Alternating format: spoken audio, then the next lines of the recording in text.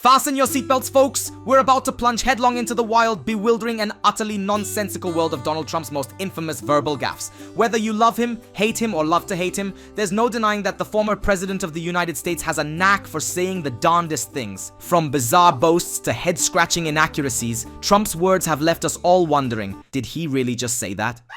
Get ready for a roller coaster of hilarity as we count down the top 5 dumbest things ever to come out of Trump's mouth. These aren't just your run-of-the-mill political gaffes, these are the creme de la creme of cringe, the pinnacle of absurdity, and the epitome of outrageous ego. Fasten your seatbelts for a journey into the mind of a man who genuinely believes he's a very stable genius, but who leaves us constantly questioning the stability of our collective sanity.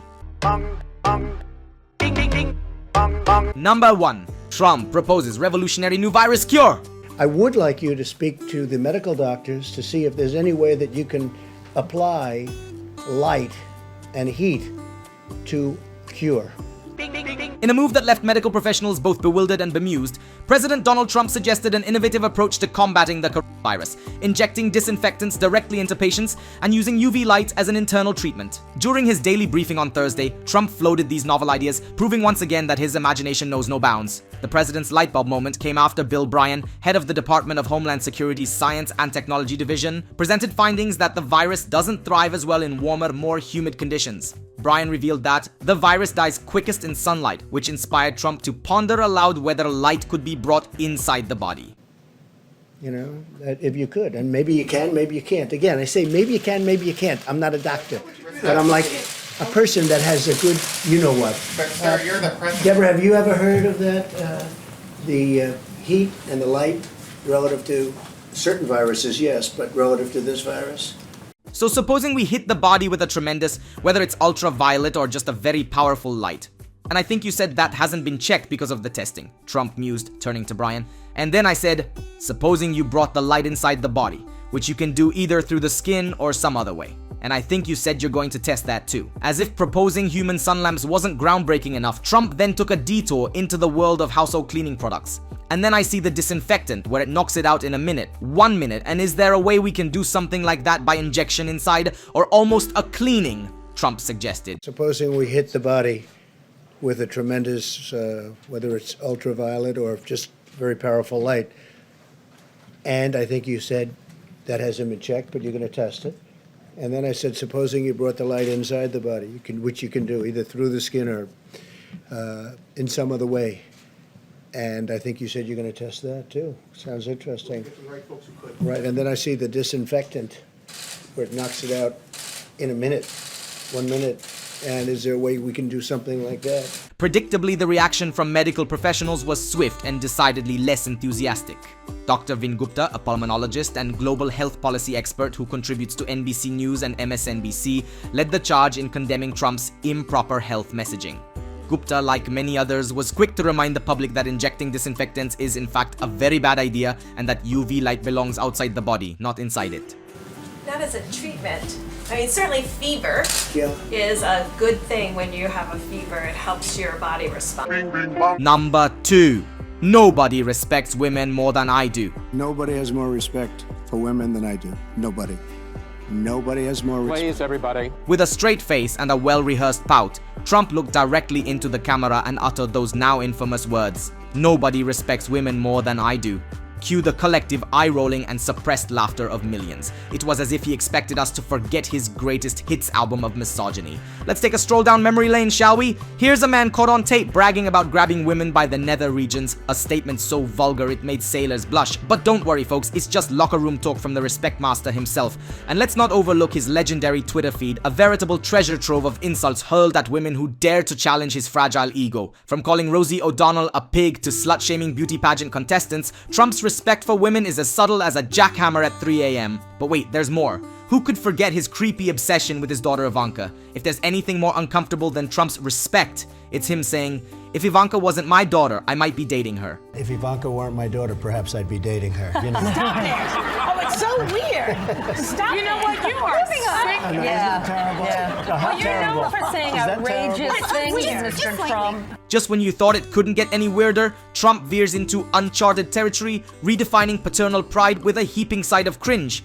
Trump's track record with women in the workplace is another testament to his so-called respect. His businesses have faced numerous lawsuits alleging gender discrimination. Former employees have painted a picture of a toxic environment where women are valued as little more than eye candy. But hey, who needs fair treatment and equal pay when you've got a boss who respects you, right? Perhaps the crowning glory of this circus of contradictions was the 2017 Women's March, the largest single-day protest in US history, largely fueled by Trump's perceived lack of respect for women.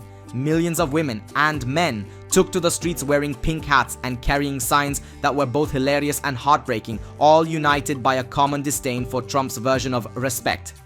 Finally, let's give credit where credit is due. Trump's claim that nobody respects women more than he does is a masterclass in delusion. It's like saying no one loves the environment more than an oil tycoon, or no one respects the truth more than a compulsive liar. Number 3. Very stable genius. Some people ask themselves, will you be tweeting differently once you board the Air Force One? Thank you. No, that's other people that do that. I don't. I'm very consistent.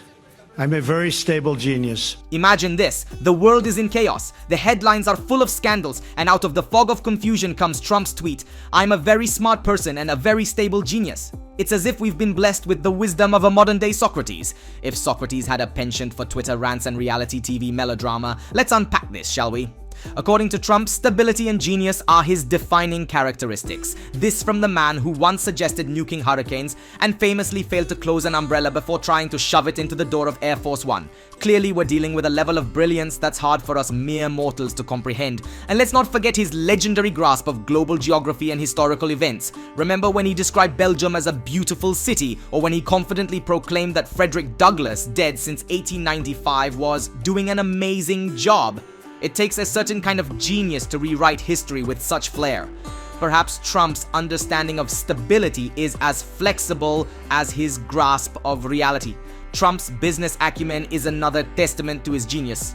Who else could bankrupt a casino, an establishment designed to take money from people? Only a true mastermind could turn a surefire moneymaker into a financial black hole. And let's not overlook his masterstroke of a healthcare plan, which was perpetually 2 weeks away from being revealed. Stability, thy name is Trump. But it's not just his intellect that stands out, it's his unparalleled command of language. The man who gifted us with gems like Big Lee and Unprecedented truly has a way with words. His tweets alone are a masterclass in incoherence, a digital tapestry woven from the threads of his unique thought process. If genius is measured by how often people have to ask, what did he just say? Then Trump is undoubtedly in a league of his own. Number 4, let's set the scene. It's 20th of January 2017 and Donald Trump has just been sworn in as the 45th President of the United States. The National Mall is dotted with attendees, but anyone with a pair of functioning eyes and a basic understanding of crowd density can see that it's not exactly packed to the rafters.